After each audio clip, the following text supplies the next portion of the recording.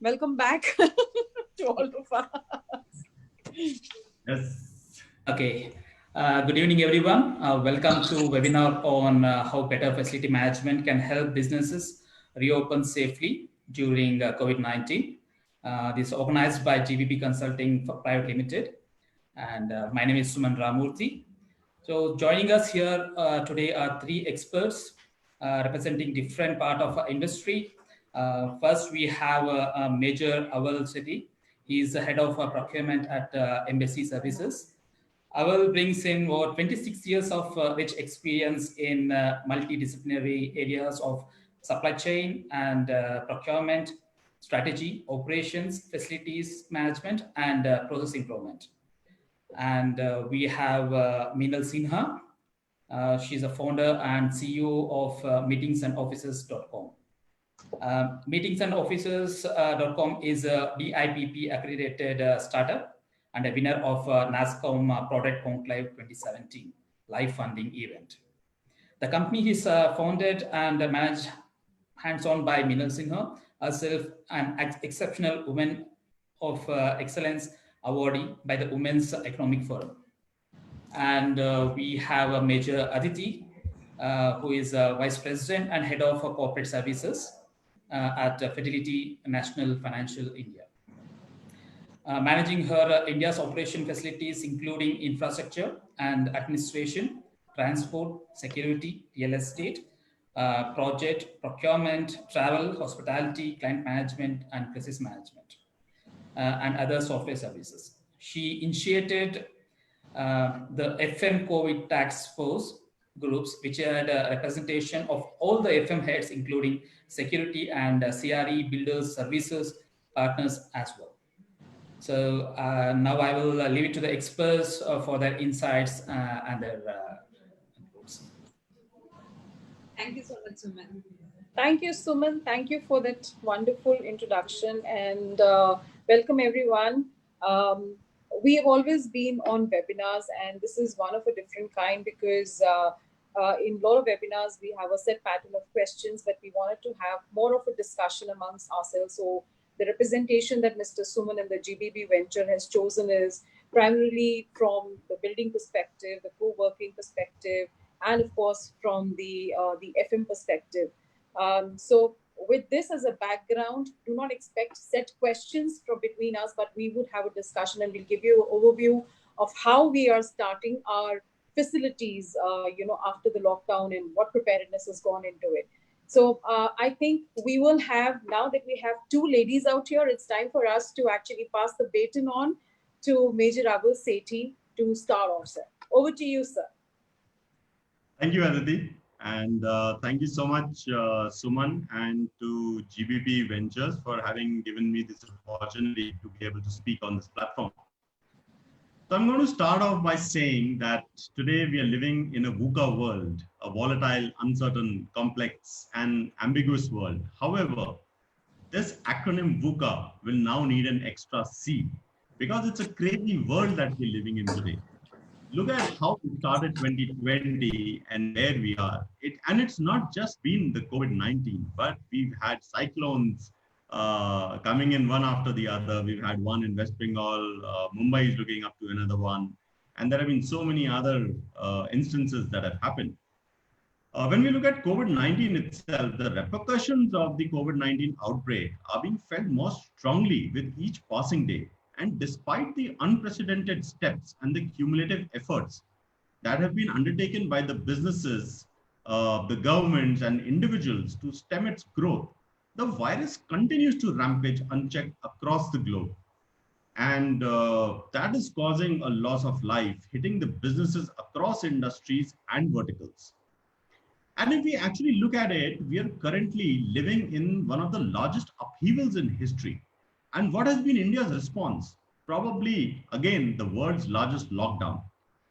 When we look at it globally, there is social distancing, which has kind of become the new normal.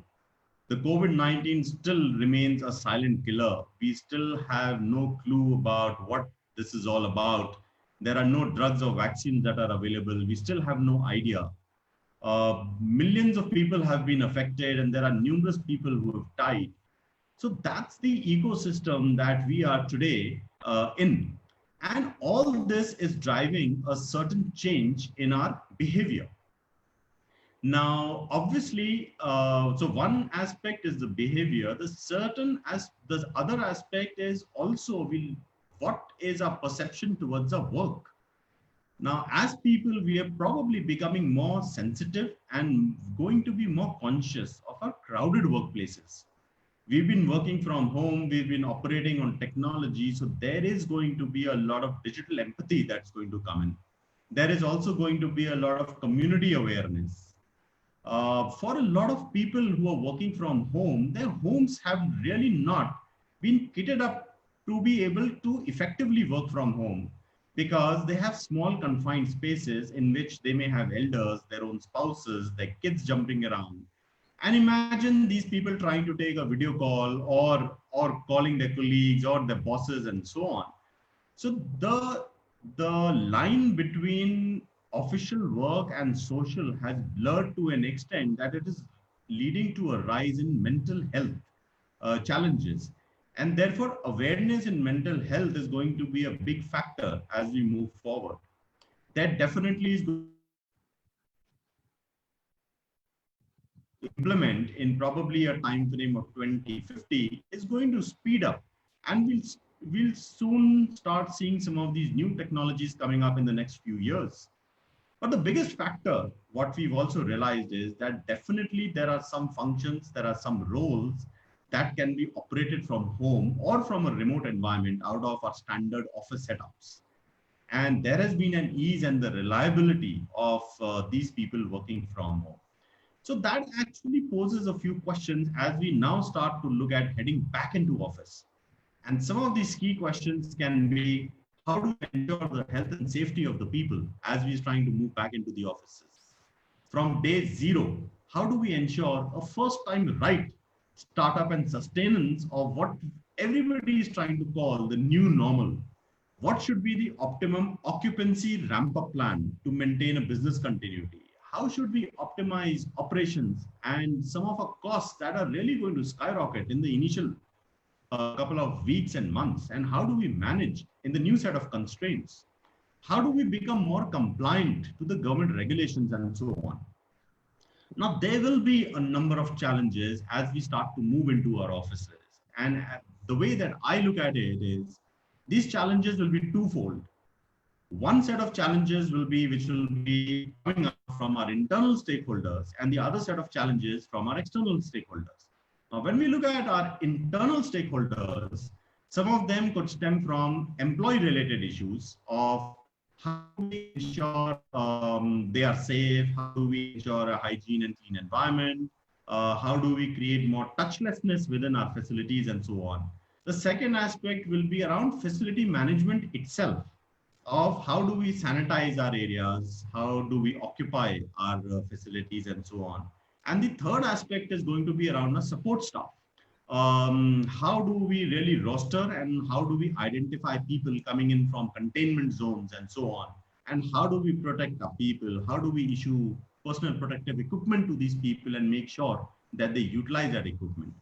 When we look at external stakeholders, there is going to be the government and the regulator. And we are seeing that almost on a daily basis, there are new norms, there are new guidelines that are being given out, and all businesses, individuals, employees are expected to follow those guidelines. We will also have to look at our external third-party arrangement. So our supplier partners who service our facilities for equipment or for services and for material consumables. Also, how do we deal with our visitors who come in for engagements and for meetings? But more importantly, also, how do we interact with our landlords and our space providers? How do we engage with them to ensure sanitization of our common areas? The guidelines around visitor entry at the main gates. How do we ensure temperature screenings and some of these aspects? Now, when I look at it, I think there'll be a few key drivers of these changes and what I call the three pillars. The first one, obviously, is the leadership. and leaders will have to lead from the front. And like Aditi and me coming from the defense background, we've been very used to leading from the front. So we have to be there with the people, for the people. We have to make sure that we give them the confidence that we will be there and holding them back. The second itself is about the talent, the people. And people in this environment are going to be more demanding. They will expect more autonomy, more freedom, more say in whether they want to come to work, whether they want to continue to work from home, and so on.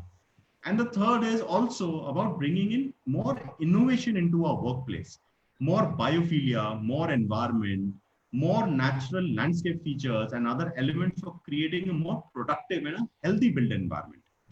So with that, I know Aditi has been working extensively in this space. She's created a number of task force. She's been working with some of the external agencies, with the administration, and she's done a lot of work in the space. So Aditi, give us some of your perspective and how you're setting up offices and facilities. You're on mute, Aditi. You're on mute. Thank you very much, sir.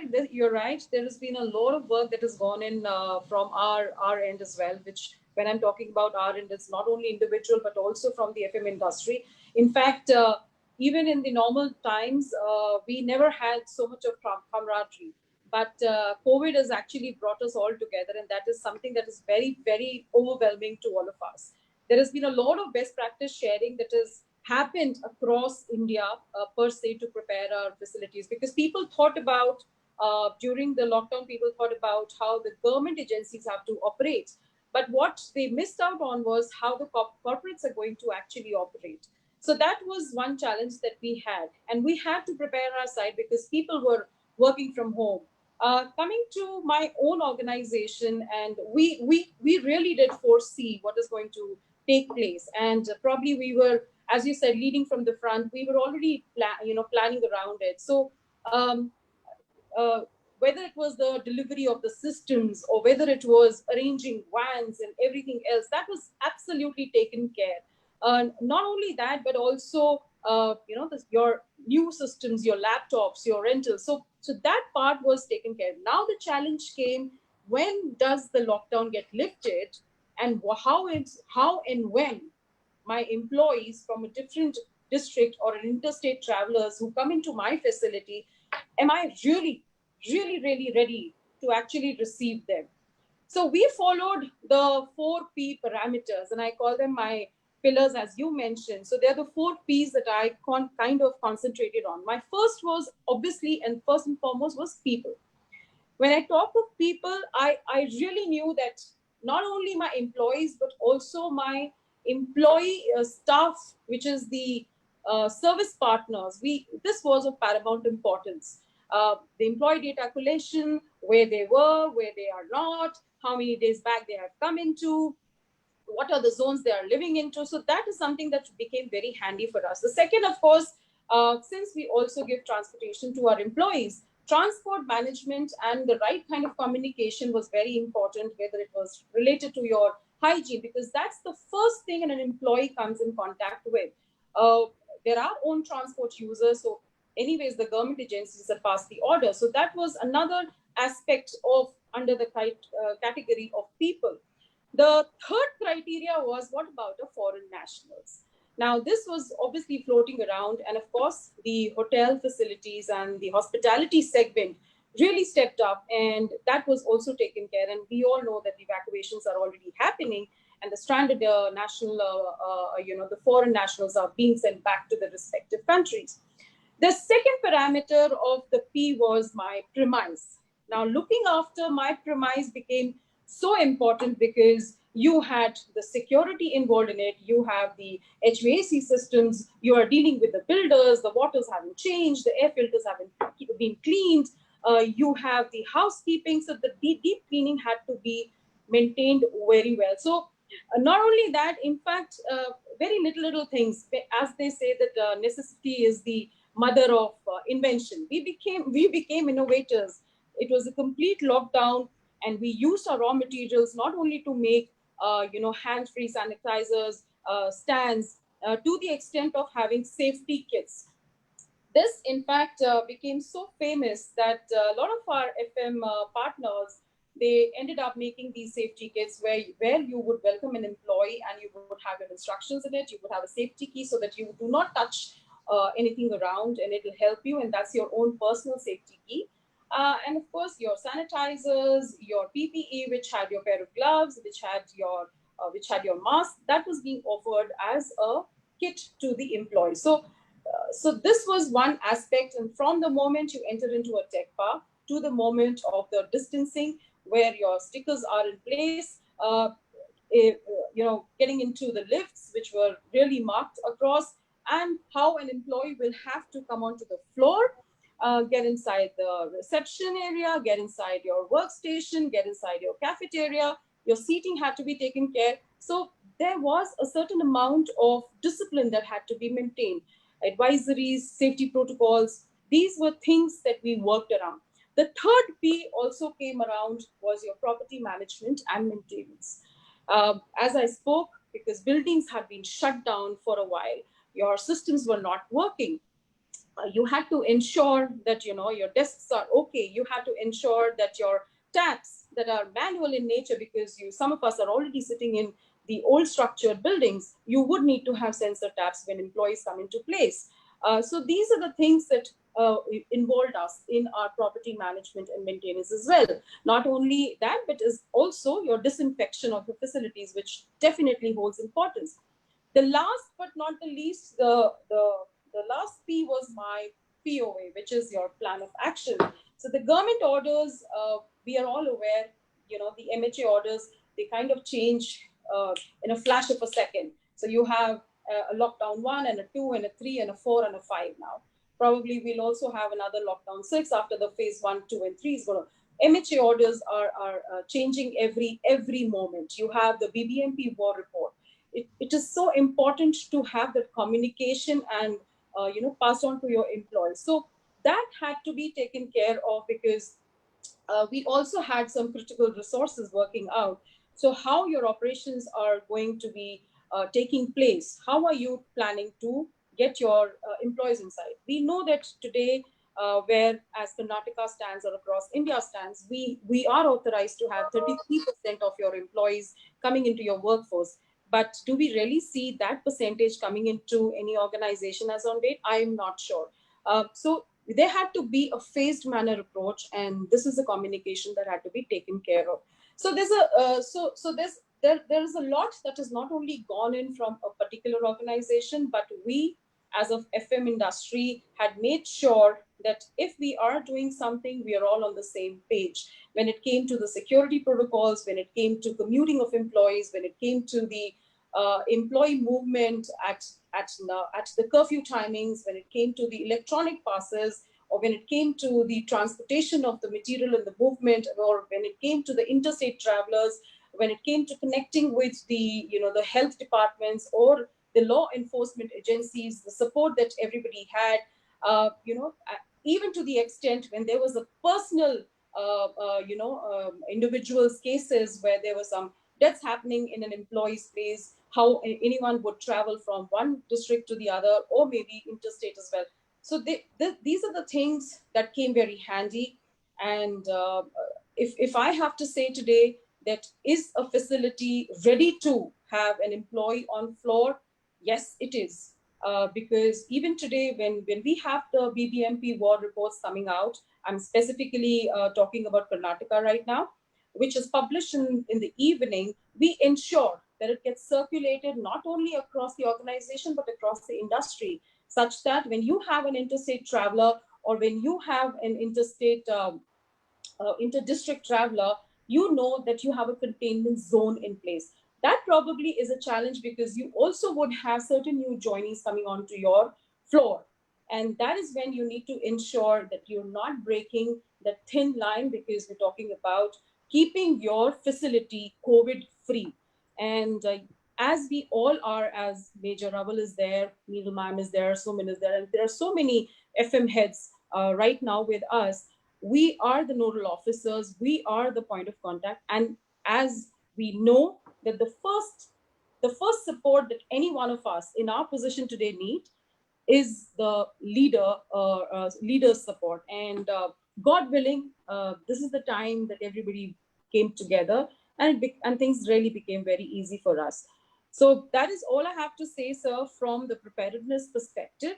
But Meenal ma'am, I'll bounce on to you because you come from a co-working space, and we all know that now we know that there is distancing that has to be maintained across the industry. And how is your business going to take up this challenge? And what are the different things that you've been doing? How well are you prepared to receive, the organizations into your spaces? You're on mute, ma'am. I think we are all going through that phase, muting ourselves for the others to speak and then forgetting all about it.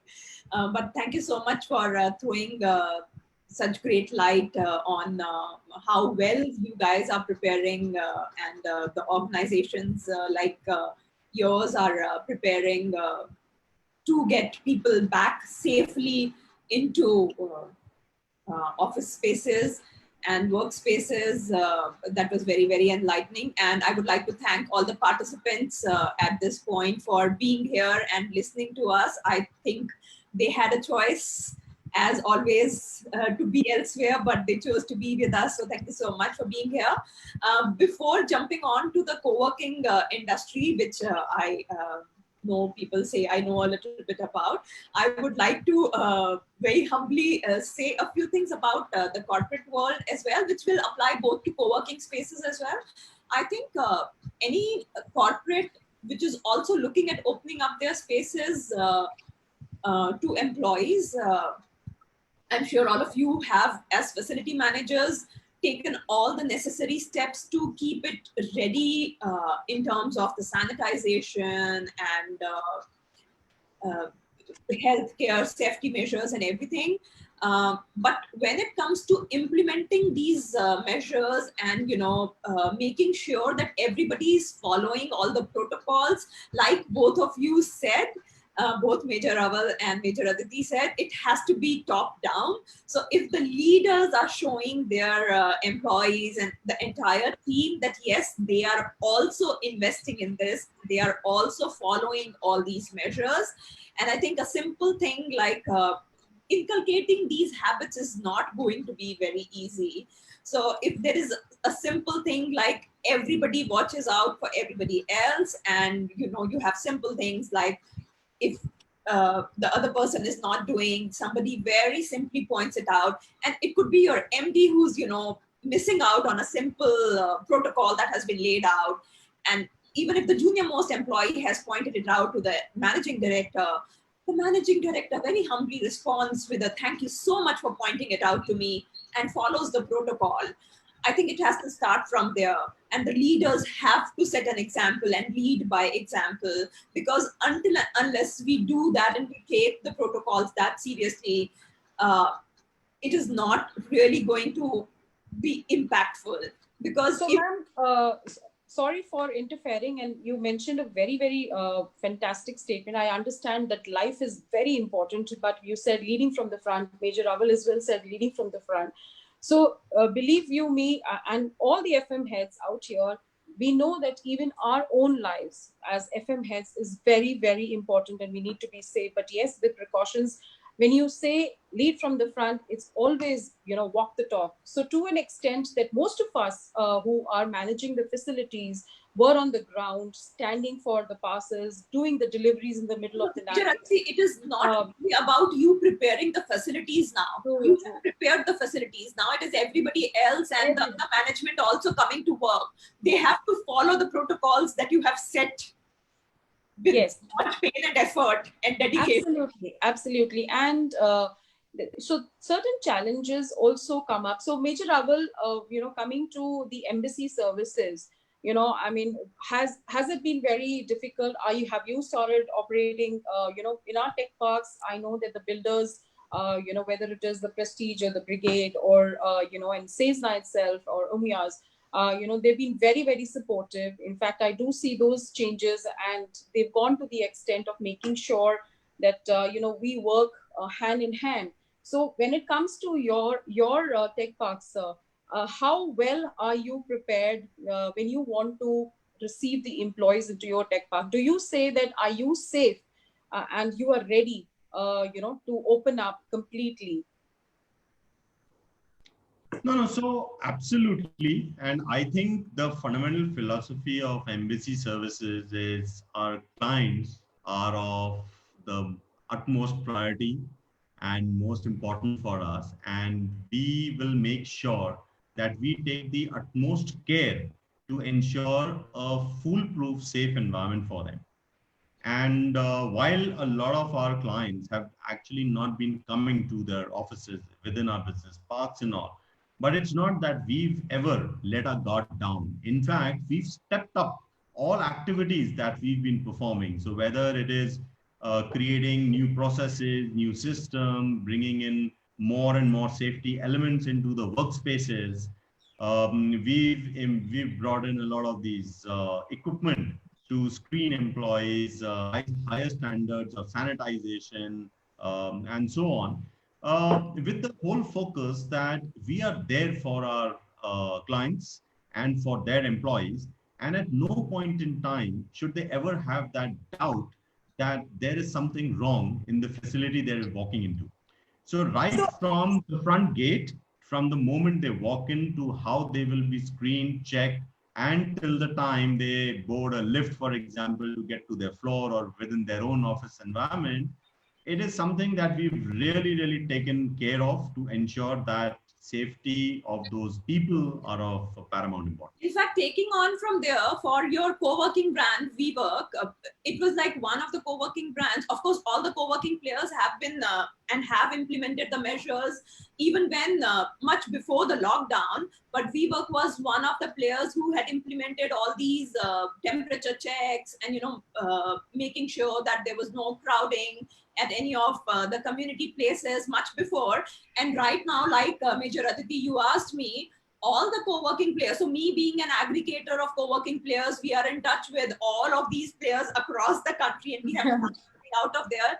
And it is a real concern with all the clients and all the inquiries who are coming in, because they ask me questions, how are they going to take care of us? So everybody has their safety protocols out. They are already, so their teams are, going again, their facility management teams are again, like you, they have their task force. They are going, taking care of the sanitization. They have markings on the floor in the community places. Furniture has been removed. There are only so many people allowed at certain places in the community zones, and lifts. I think what, Mama, I think what also makes all the markings and everything has been taken care of, and all the protocols like the World Health Organization has, and like all the facility managers are doing, they are all taking care of those. And sanitizers, health temperatures, and everything, the basics are of course in place, and they have the entire guideline. How many times during the day will the surfaces be clean, to the extent that they have stopped the common cafeterias. They have stopped the common coffee points at some places, and only certain machines will be available. They have asked people to bring food from their houses, water bottles from their houses, and everybody is taking a certain amount of care. So to ensure that not only are your own offices safe, but even the co-working community is safe.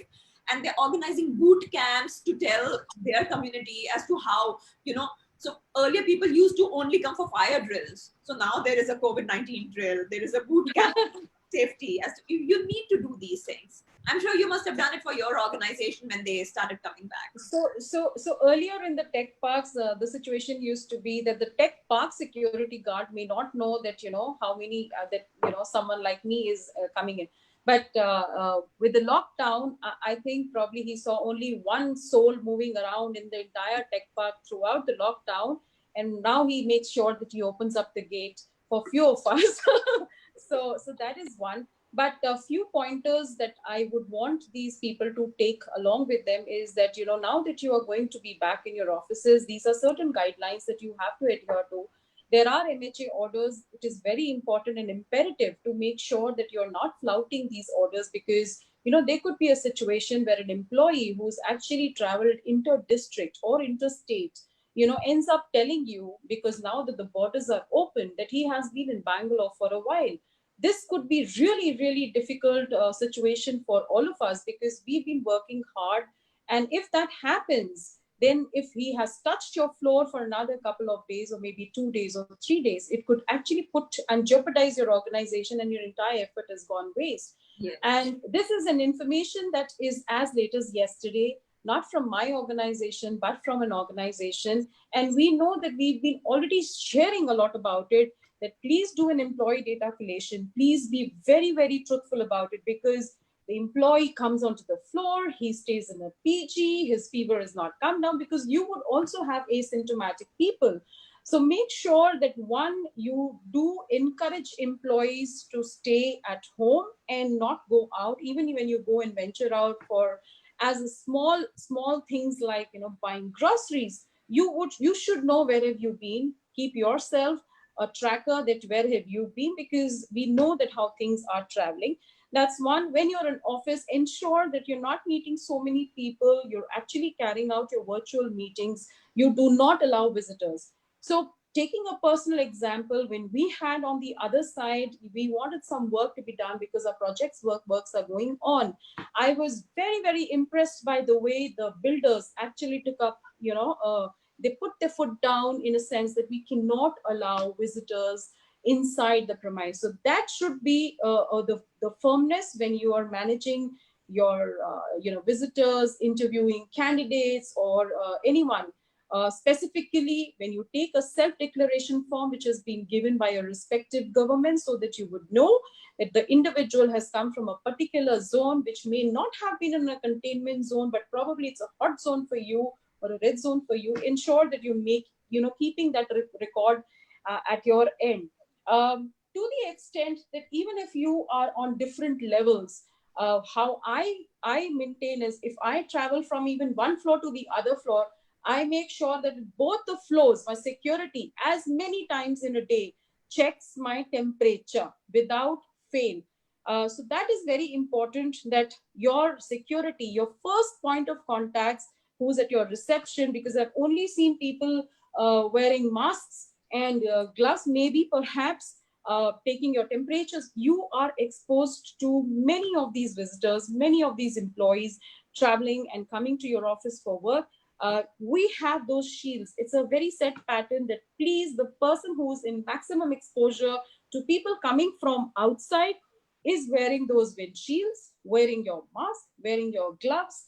And when you have your gloves, please ensure that you're also changing your gloves. You cannot be touching the the spaces around and doing then carrying out the work.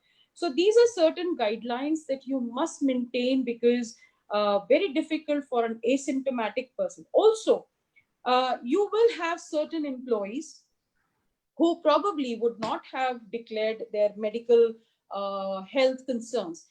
I understand this is going to be a privacy issue, but please make sure when you send out an employee data collation sheet, there is a column that say, if you have a medical history. You need not ask if you're diabetic, or if you've got a kidney issue, or if you've got a liver issue. Nobody needs to declare that. But if it's a yes, the guidelines should be very clear that they must try, because they are very, very vulnerable. They must try and stay back at home. And when things start to get much, much, much better, right now we're seeing a huge spike across India, and we're already sitting at 1.98000 and still counting.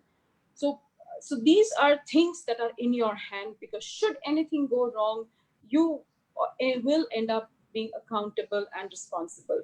So coming on to you, yes, sir. I was about to come on to Aval, sir. So over to you, Aval, sir, because please add on to what what all of us must make sure when it comes to our building services, comes to the responsibility of an employee, because you might get even a difficult employee coming on your side and saying that मेरा बार-बार temperature क्यों ले रहे हो? मैंने sanitize कर लिया अपने कार में, मैं तुम्हारा sanitize क्यों use करूं? These are the situations that you're going to face, and they will be very difficult for you. And that is where you have to draw the line.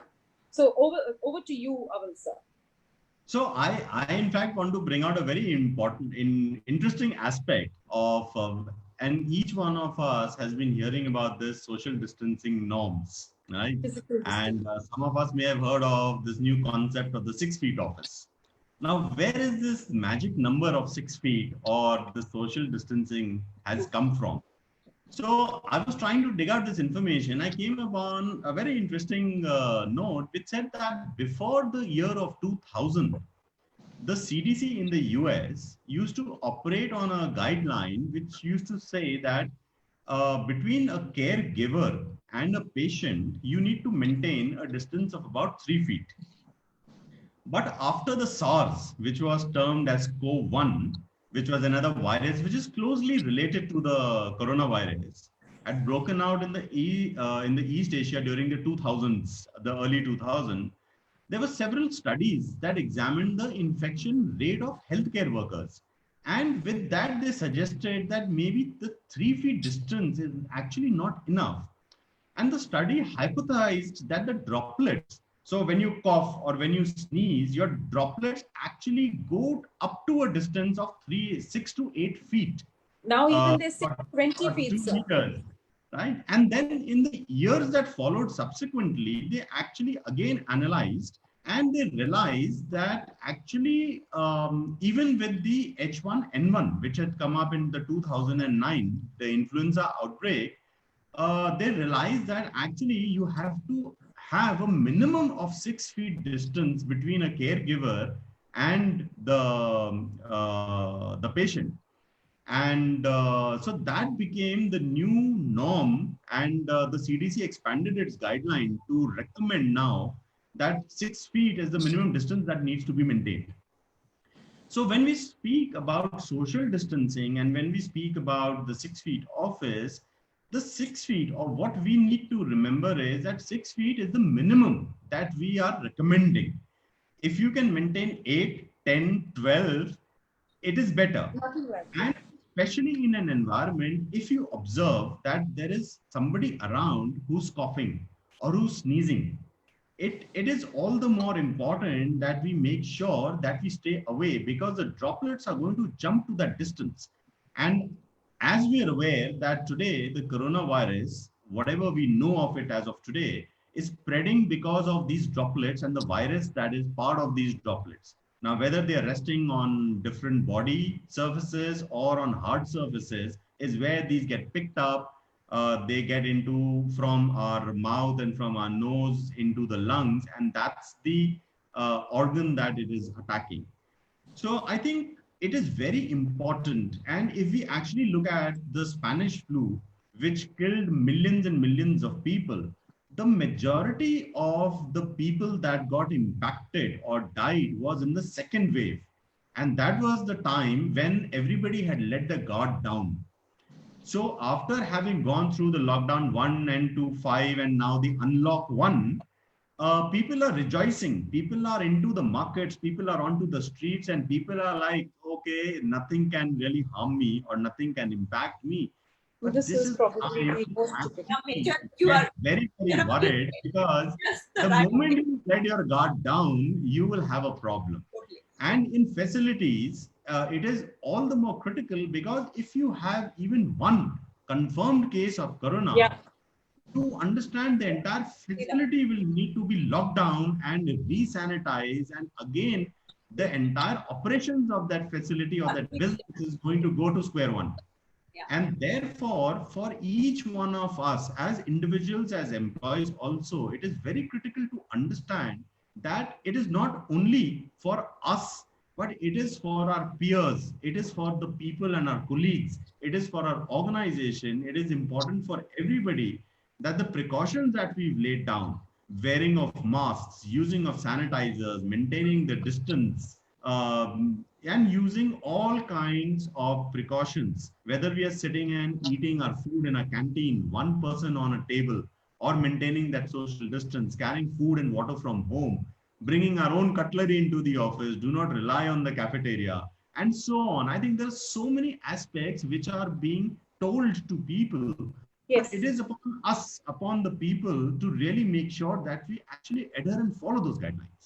If I may Yeah. add here, Major Aval, what you are saying if you would just take it out of a corporate where it is your own employees and just apply it to a co-working, because it's a co-working operator who's actually asking their clients to do these things, and Right. clients are like, so it's a different perspective altogether, because it's ultimately at the end of the day their clients, and they're like, why are you doing this to me, and why am I supposed to do this? There are a lot of people. So people, if their employees will not listen to the management, just imagine if it's a tough client like that, making them understand that it is for your own safety and it is for the safety of your family and your loved one here and so you have a difficult child to bring up, ma'am. So you have a very difficult, you have not child, but you have difficult children to bring up. Yes. But I think in fact very interesting. That you cannot invite 10 people, external people, into the premises to host a meeting,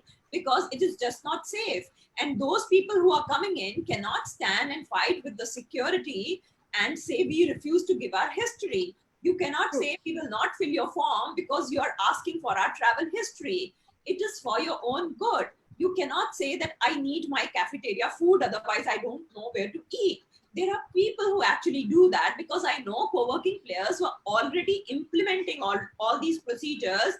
They had already stopped food deliveries and had said, if you want food delivery, walk outside the campus, because we cannot allow these strangers coming inside right now for the safety of everybody else who's part of our community. There are very interesting questions, ma'am, that are coming up. In fact, I would have loved to take those questions later, but I think this is so relevant to what we are saying. So one of the questions that came up, and I'm sorry, I'm toggling between the questions as well, so that the essence of our, topic does not get lost. So one question is on, how will they're talking about the delivery of the project. Is it going to be on time? Now, so I can give my live experience, because we have a floor that we are trying to do. Yes, is it going to get impacted? Because what we said at that time, this is a disaster. This is a pandemic which was not invited by any one of us. And I'm very sure that the realistic timelines is going to be empathetically considered at all ends. So that is one. Is the project timeline going to be impacted if you start afresh and start working on it as we've planned? I don't think so. Things have opened up, so it depends how you kind of designing your project. So that delivery timeline may not get impacted, in case you understand how you have coordinated with your project work. There are other things that are coming up, that how you're going to monitor the social distancing in a common area. As Meenal ma'am pointed out, Aval sir also pointed out, every life is important, and this is your life. If you want to stay safe, and if you would want your family to stay safe, I'm very sure this is a social responsibility, that you are going to maintain that distance, right? Even in a common area, unlike what our health minister, as we saw today, how the procession was being carried out. There was some politician who was being taken away, who was a positive case found out in our state, and the way he was sent off to the hospital was more like he's won a war, and being taken away of the victory.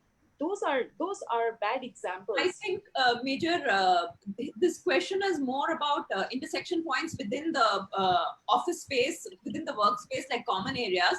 So I think, like I pointed out, in the common areas, in especially co-working spaces and all, and of the corporates that I know, and the people that I have spoken to, the facility heads that I have spoken to as well, and we've undertaken a research also recently. They are all making spaces, and they're all creating more space and more distancing. And yes, social distancing, I call it physical distancing. Yes, that is being taken care of in the common areas. And like we spoke earlier also, the cafeterias and the lobby spaces, the lounge areas, the meeting rooms, everything is being done as per the physical distancing norms. People are using, yeah, Suman, you want to say something?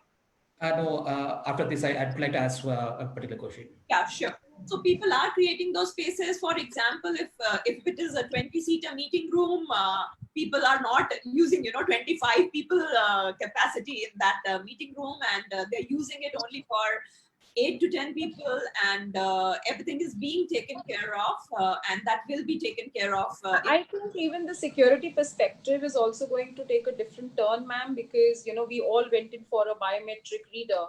That may not be the case again when you are designing your workplace. Someone asked, "Are you going to go back to the cabin format?" There is a possibility, yes. Why not? This, as we say, this is a new normal. Is it going to stay for a long time? Considering that how it turns out, whether we are going to be successful in actually conquering this virus, then of course things may look differently. But if we really have to look about our own health and welfare of the organization, then in that case, yes, there is no harm in actually raising up your workplaces and keeping a shield around you. That may happen. You may not have linear workstations going forward. Your design pattern may change. Ma'am has already pointed out that they're already designing places where the meeting room is going to be very, very limited, because we need to make sure that you are maintaining the distance. The problem is we do not know who's a carrier. If your immunity is good, but you're a carrier, probably you're making another person with a very low immunity vulnerable to it. And it is not going to be very easy. It's not a very easy scene. It's not an easy scenario to see a COVID patient in a hospital. Even the nursing officers, even the doctors have turned out to be COVID. So when you have to talk about your facility management perspective, you have to make sure and take every little step very, very seriously, to the extent of washing your hands and then opening that toilet, door when you're coming out. And that's when you realize, oh, I just washed my hand. But end of the day, now you're opening the knob. So that means the builders also have to end up, to decide we need to make a swing door, right? A touch-free door. Yes, sir. Over to you, sir. I was going to bounce it down to you, sir. No. So I was just thinking about this question, and this is very interesting because from a workplace design perspective, I think there in the future, there are going to be a lot of design elements that are going to change. And like you rightly said, I think one of a few things that we've really missed out is, firstly, we know that our washrooms really harbor a lot of germs, and especially in India. So while we are focused on the cleaning and the hygiene within the washrooms, what about that door? And we've never, or I've yet to see a facility in India which has an automatic door for a washroom. So right from the starting, when you enter your office premises, to enabling that through an automatic door, to the biometric system or a facial recognition or some other where you don't have to actually use your hands. And I think there is a lot of voice tech that has started in the warehousing industry and the segment, but there is not so much of tech in our office environment. And I think going forward, if you actually look at it, we could also use something like an Amazon Alexa for businesses. And why not? So I think Embassy has been one of the forerunners in bringing the Alexa concept into one of our residential properties. And I've started to see a lot of these Alexa implementations in a lot of other aspects. And I think it's high time we bring something like that into our facilities also.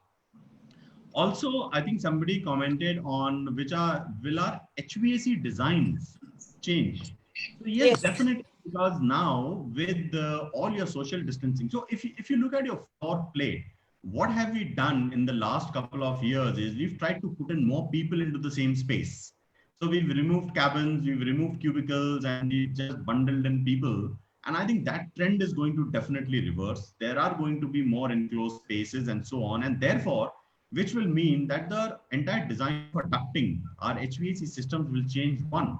Secondly, even when you look at your air sanitization and the filters that are being used cater to the PM 2.5, right?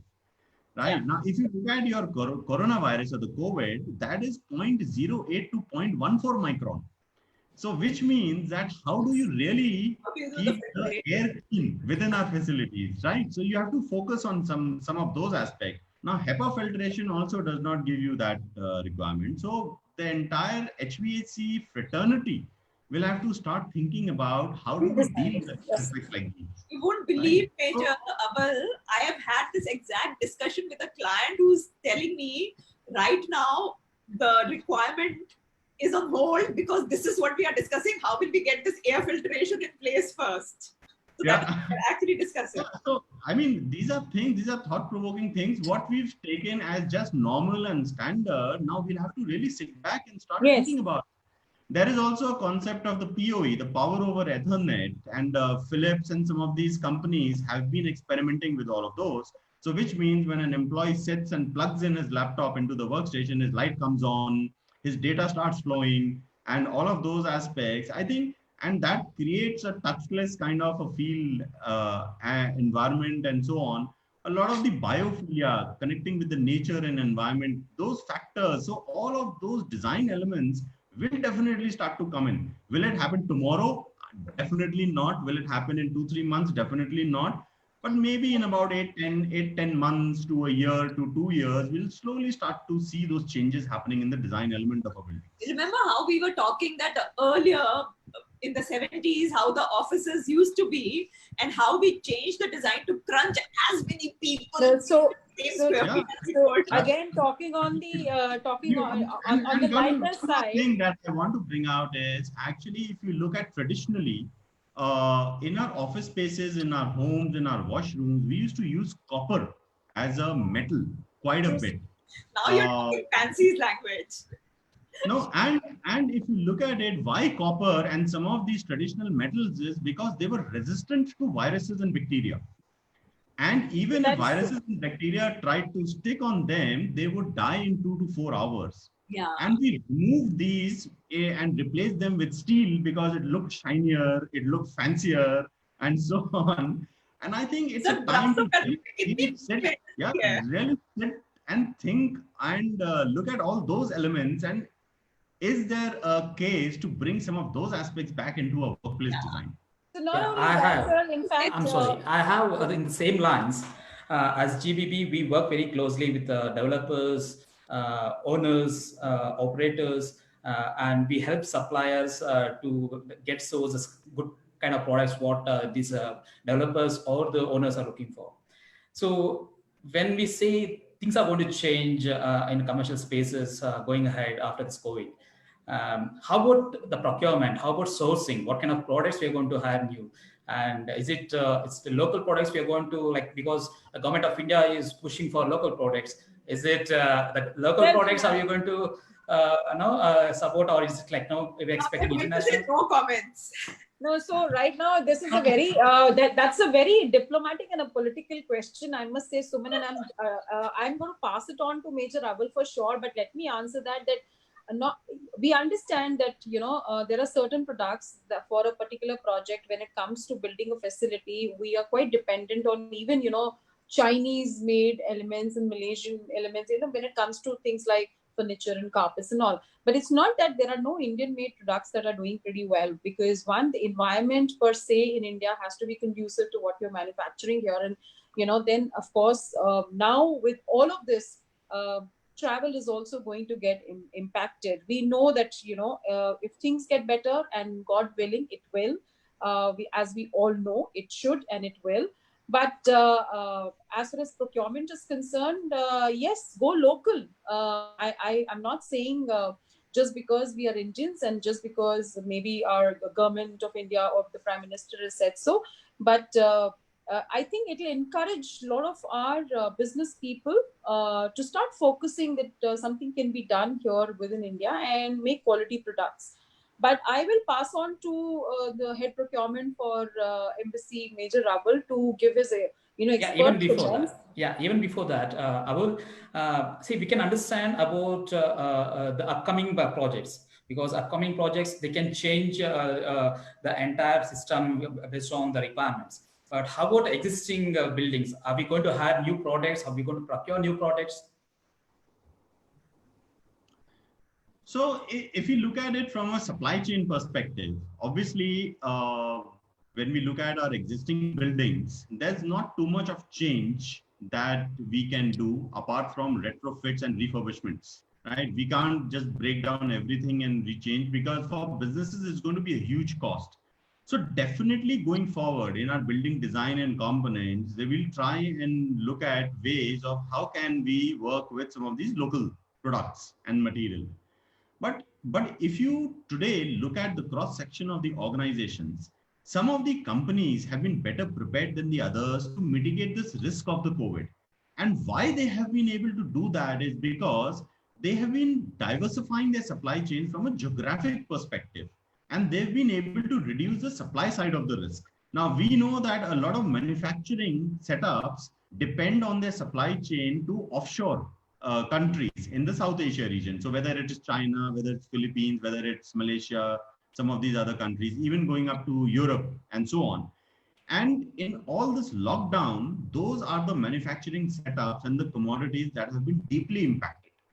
And all the manufacturing material products that have dependent on localized products and inputs in raw material have kind of been able to survive and have been able to succeed in this environment. Plus also some of these organizations where they've looked at multi-sourcing some of the key commodities or strategic components to reduce reliance on any one supplier. And also they've looked at some of these inventory strategies to buffer up against these disruptions. They've been very successful. And I think going forward, there is going to be a lot of focus from the supply chain fraternity to start focusing on products which are easily available, which will not have long lead times in manufacturing or the supply chain, but the focus on quality will continue to be maintained. So there is no let go of quality. Cost will definitely be a big factor. And I think there is going to be an emphasis of how do we optimize cost. So I won't say bring cost to the bare minimum, but how do we optimize cost? Because cost has many factors to it. So quality will have a cost, other preparedness will have a cost to it. But what is the optimum cost? How can value be delivered at an optimum cost is something that probably will be looked at. So let's be very honest out here, Suman.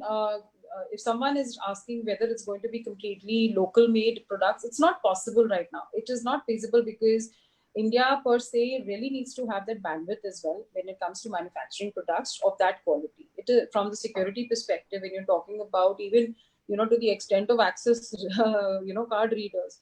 I mean, this is not a possibility in the long run, in the short run. In the long run, in the short run, yes, but I think, but once the fraternity starts focusing on bringing more or focusing on local and Indian products, I think I am assuming that in a time frame of 1 to 2 years, we will have a number of options coming in that fit rightly into our workplace design elements. So today, when architects, a lot of builders are dependent on some of these elements from abroad, from countries in other South Asian regions, I think slowly they'll start to reverse that focus inwards, start looking inwards, start looking to really partner, collaborate with some of these suppliers, bolstering them up into trying to do something locally.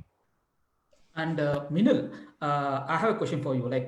Because you have expertise on co-working spaces for existing buildings. So, in terms of business perspective, what kind of products companies will get business at this point of time?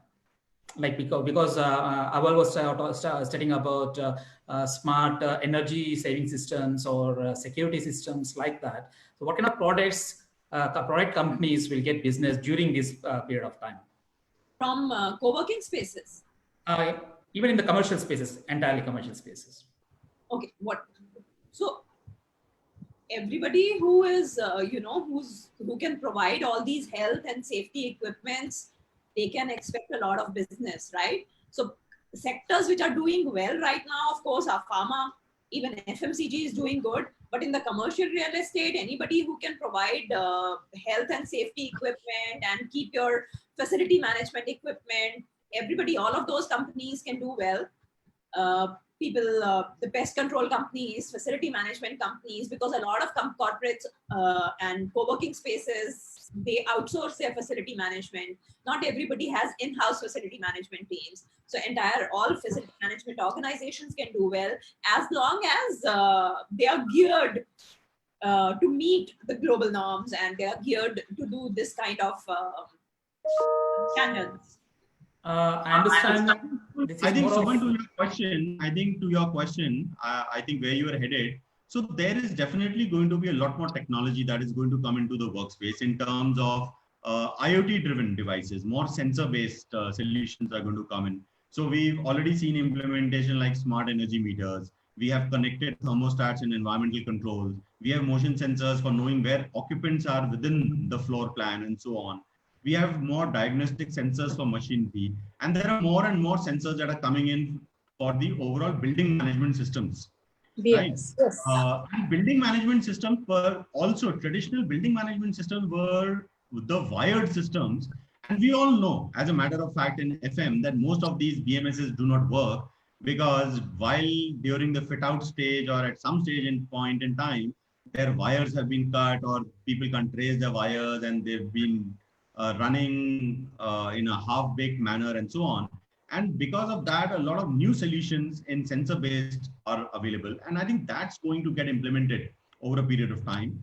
Even from a security perspective, I think a lot of security sensors, a lot of cameras, and we've already seen that, access control systems and the newer technologies to ensure security and safety of employees. And these will get implemented in and around our buildings, controlled and monitored through centralized kind of control centers and so on.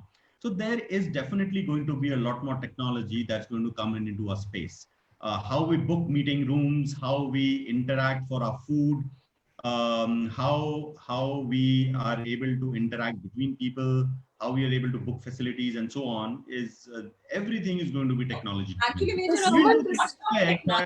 some of our elevators, some of our elevators could be voice activated, or some of the elevator companies could come up with apps.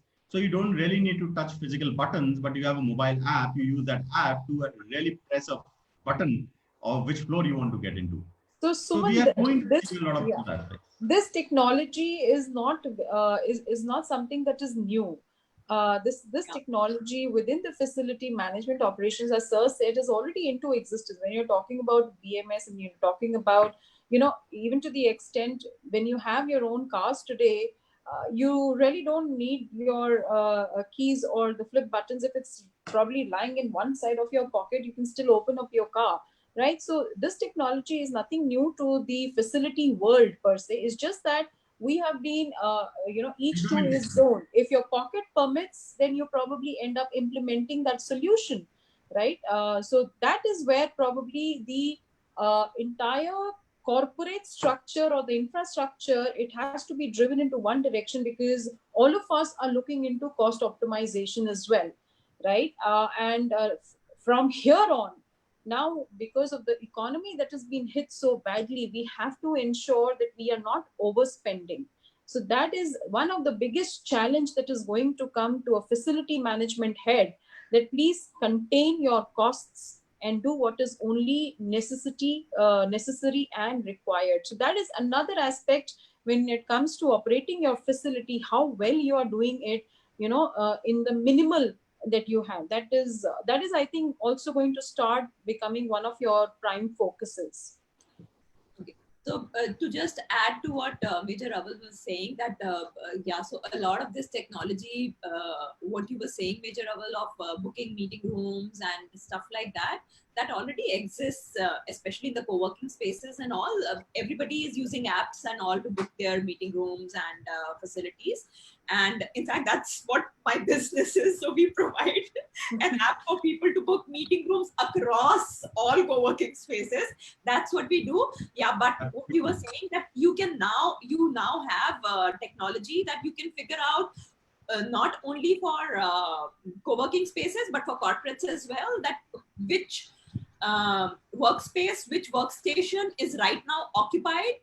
And there are companies who are adding a layer of health solutions to that. So you can figure out So what is the body temperature of the particular employees who's working? So you can actually monitor that out of your 400 workstations, how many are being utilized right now? Is physical distancing being maintained or not? So can this employee work from home, or is he working from home today? Is he working remotely today? Or is this employee in the organization today? Out of 400, how much is the space utilization on a particular day? And that is, those kind of solutions are also being implemented.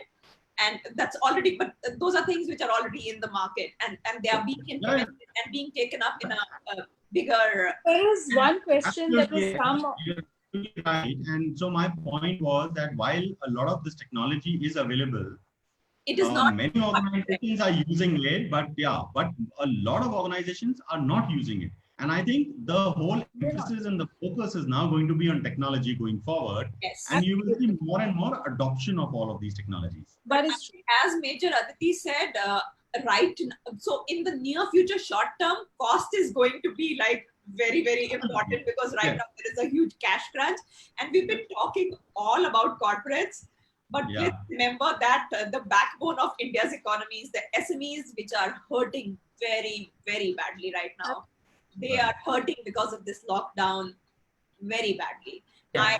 I know a lot of them personally. I'm in a lot of SME groups, and the story is totally, totally different. Sorry. Yes. So I have one question. We are talking about ventilation, HVACs in commercial spaces. Are we going to are we changing the existing HVACs, or is there any other alternative for that?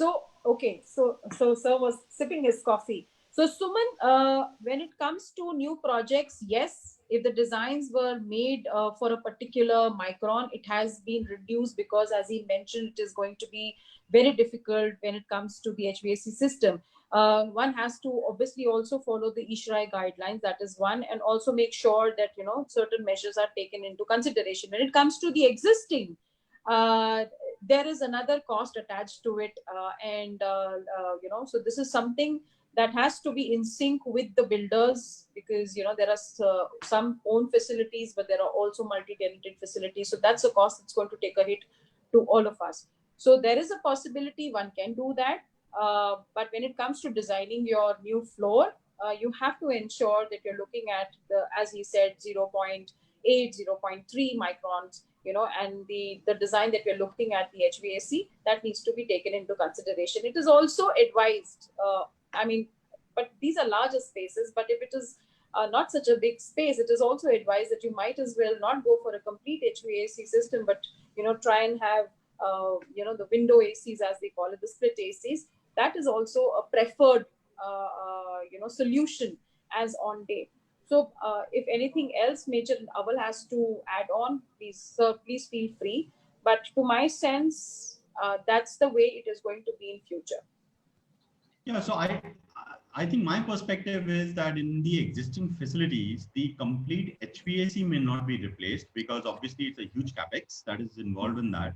But I think there's a lot of thought going around in trying to explore around the filters.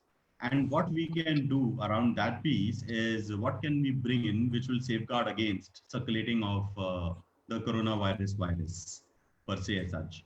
So I think that is going to be probably the focus for the existing facilities. But definitely going forward, I think a lot of HVAC design experts and a lot of the companies themselves are really looking forward to how do they deal with this problem of the COVID, which is 0.08 to 0.14 micron.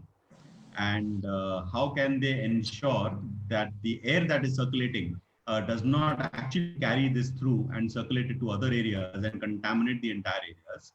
And also looking at some of the new concept around the biophilia.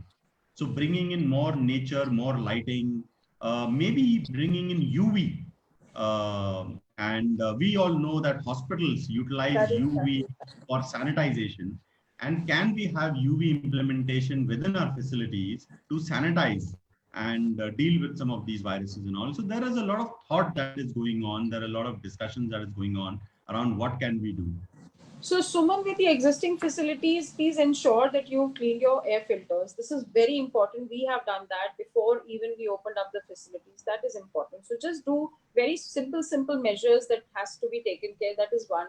Two is just check from your builder if the fresh water has been added or not. If it has not been added, please add a disinfectant to it at least. Because then again, for a builder, again, it's a cost to, change the water. So do that. So these are things in the existing facilities, you will have to do it. There is no way that you can call an employee on a floor and you say, you know what, okay, I will switch on the HVAC, which has been shut down for almost 2 months. No. Anyways, the moment you come onto the floor and you do that, there is a bad stench that falls across the entire floor. And since I've been here, so I know about it. And you have to do the disinfection of the entire facility. So this is very important. I think now, Suman, Major Aditi and Major Abel, there are a lot of questions.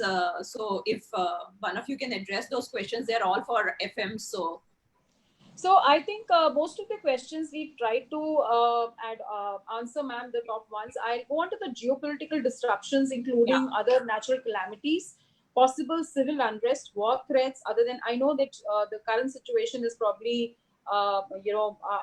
compelling all of us to start thinking about our facilities from a BCP perspective. As far as, the war threats are concerned, the corporates are not really planned on the borders, that's one. But when natural calamities like cyclones are concerned, it is a design element that has to be considered. But, this is something that the builders or the organizations, yes, it is going to change. And Aval sir, please, kind of add in your thoughts from this perspective.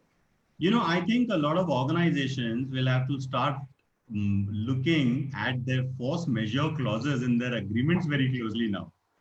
Because this was one clause probably everybody would just brush aside and say, Acha, okay, theek hai, ho gaya, kind of thing. But now we've seen that a lot of supplier partners, a lot of facility operators have started raising up these clauses in terms of such crisis. So that's a fight I would like to have with you. That's a fight I would like to have with you, sir, because so this is, like when we say the act of God, right? The force majeure. So there was one particular segment where the builder said it isn't. And there is a one particular segment where the FM head said it is, right? Because both the parties are equally impacted. And that's the argument that, we will probably like to have with the builders per se. At the same time, I think it's a very mutual understanding, because if you have been working from home and if your data centers have been operational, right, maybe your employees have not been on floor and probably you have not used the facilities per se when it comes to the maintenance or the deployment of your staff or deployment of their staff. That those are the point of contentions, bone of contentions that one can argue upon, and looking at the management fees or whatever it is. But or maybe a rent-free scope, or maybe a delay of rent. But yes, that's an argument that I would like to, very openly like to have it with the builders for sure. That's the cost. Sure, but I think, so from that perspective, only to my point that I think the force majeure clause, and it works for both the occupiers as well as the providers. So landlords as well as for the organizations, I think they need to relook at what will entail a force majeure and what are the factors that are incorporated in it. So in the BCP document, I think this will also become a key element going forward with all the experiences learned. So there is a very interesting question. Sorry, sir. There is a very interesting question due to paucity of time. To the rent, you are continuing on this question? No, ma'am. Due to the paucity of time, I'm taking the next question. And this question, like to contribute on this. Yes, ma'am. Please. Because a lot of people ask me, because all my clients are, of course, fighting with all my service partners as to we want rent waivers, and some are giving, some are not giving. But I think from the landlord's perspective and from the client's perspective, both, it has to be an amicable solution, and both parties have to sit and agree to it nicely, and no party should be like, do what you want and do what you want. But the other thing is, all the clients are obviously looking only at their perspective. They need to look at the landlord's perspective. If the landlord owns the building, fine, but they do have their overheads also. They have employees who they have to pay salaries to. They are taking care of the facilities. They are keeping it ready for the, the clients to come back to. There are IT buildings which are keeping the client servers running. They are paying the workers, the construction workers, everybody. So they do have overheads, and people are just forgetting all those aspects. Yeah, and as I also said in the beginning, I think builders are putting in a lot more investment into raising the standards of digitization. So they're investing in a lot of other equipment and material and supplies, and money has to come from somewhere. So we have a very interesting question, and I'll probably take on that because since being in the thick of it, and this case is that if you have a positive COVID case on your floor, when you open up your facility, what do you do? What happens?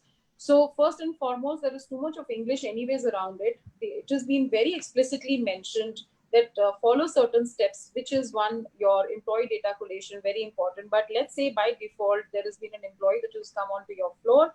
The first and foremost, you have to have the isolation room in your facility. In that isolation room, the individual has to be taken, your business manager, anybody who's your nodal officer or the HR manager, whoever is the controlling person or the contact person has to be informed about the individual. You have to know where exactly the individual has been sitting, what are the other places that is been to. But primarily what will happen is that anyone who's been operating out of that site, whether it's a multi-tenanted facility or whether it is your own facility, everybody has to be kept informed. Where has he come from? That is something that contact tracing will happen by the BBMP authorities or any authorities. You have to immediately inform your number that has been given to you. Like in Karnataka, you have a 104. You have to inform them. They will come and they will take the individual in the ambulance. This is the first step you have to do. When it comes to the premise, for 48 hours, the first thing you have to get your facility disinfected. You have to get a disinfection done, which is going to be carried out by your own service partner. Ensure that this disinfection is not compromised. Let the BBMP or any other government authority give you a clearance that the facility is ready to operate. But in my knowledge and in my perspective, within 48 hours, the facility should be okay to operate. And this is how it works. But the people who have been in and around in your facility at that point of time, when your facility individual employee has been found COVID, the rest of them, again, the close contacts have to again report for a COVID test, including others, but they have to be home quarantined, whether it is your security staff, whether it is your housekeeping, whether it is your employees. Anyone who has been on the floor has to go back and to be home quarantined. Of course, please follow it up with a COVID test. Very, very important, because if the employee has been floating around in your office for a couple of days, it makes more sense that you go and inform your PGs or your RWAs and your own family, which needs to get quarantined. So do not compromise on these things because this is very important. Okay. I think we are done with most of the questions, and we are also running very much over time. Yeah, ma'am, I think we are. So we are already. Now, yes, ma'am. So I think the last question was, how do you do temperature checks on a bus? The buses have already been given the instructions. The way you do it, in fact, they're also doing so. That is all we have for you all, and thank you very much. Suman, if there are any other questions or anything that come to you, you can mail it to us, and Major Aditi and Major Raval will be more than happy, and even I will be more than happy to answer them, and you can then mail it to the participants. So one last question from Venkatesh, who is from Sobex. He is the head of facilities there. I know we have answered this, but I just want to bring this up. How to handle huge crowd movements inside the bay? How about food part? Can we use a packed food, or food can be served as usual? Okay, so within the premise, you anyways will not have you will not be allowed to have a percentage beyond 33 right now, right? You have to make sure you are doing a 2 gaz ki duri, which is 6 feet in English terms. You have to maintain it, because you will be liable for a visit from any official BBMP official in Karnataka per se.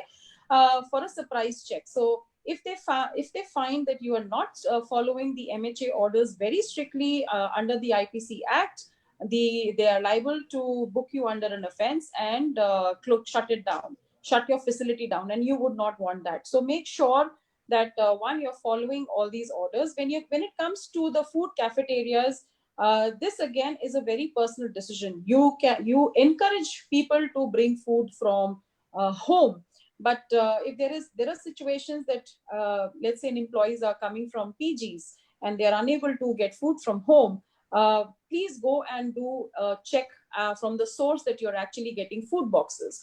Your steel plates are getting replaced by paper plates, or even the natural plates. So do that. Get your own cutlery and crockery, as sir said, ma'am said. Water paper, the water cups are coming back into action and everything's getting removed. But food packs, if they are sealed packs, even the packs, when it comes to snacks, they are being disinfected and cleaned in our facilities. The food is again a very big question. It is a very individual decision, depending of how you have gone and audited from where the food is coming into your place. Home food encouraged. Vijay, but our corporates, sorry, I'm asking another question now. But sure. Our corporates, like the size of yours, and people who have like corporates who have like 3 lakh, 4 lakh employees, are they actually having cafeteria food allowed like now or in the next couple of months?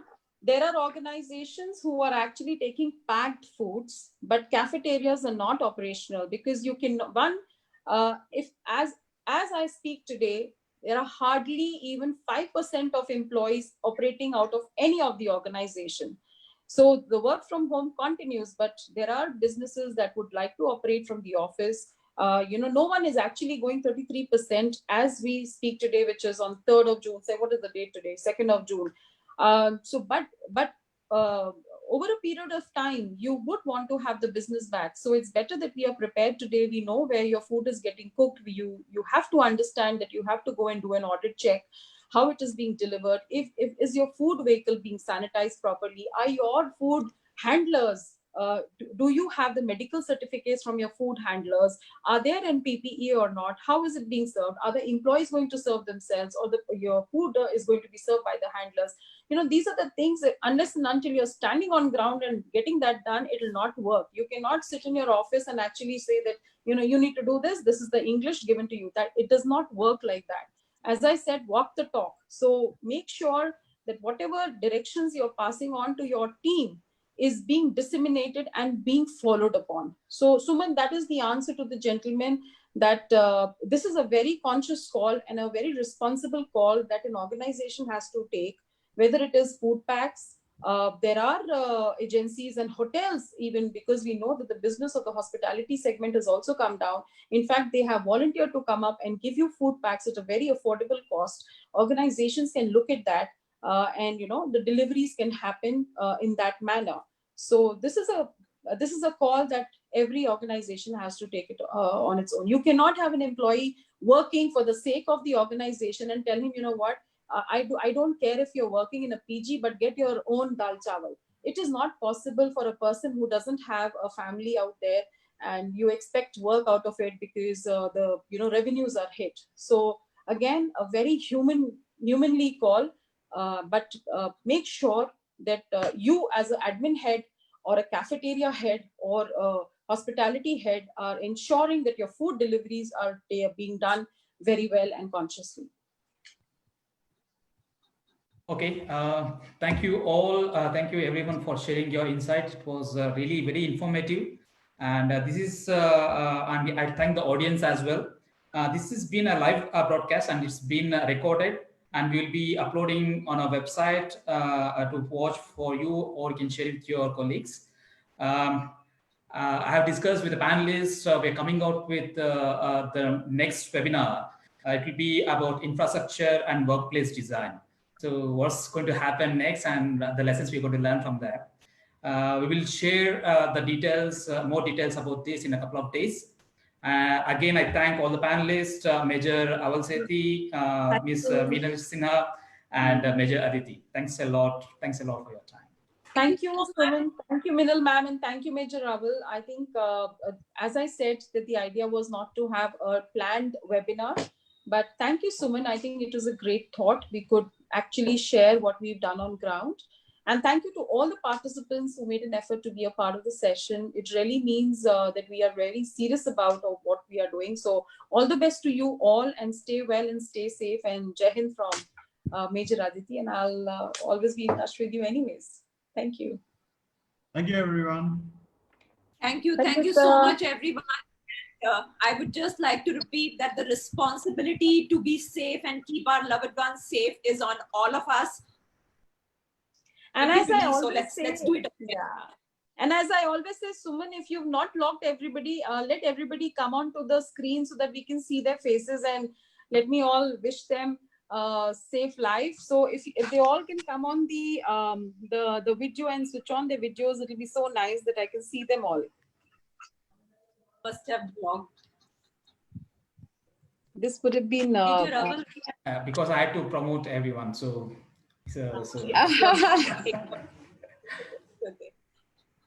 No problem. Okay, bye everybody. Thank you so much. Have a great day. Thank you. Bye. Thank you.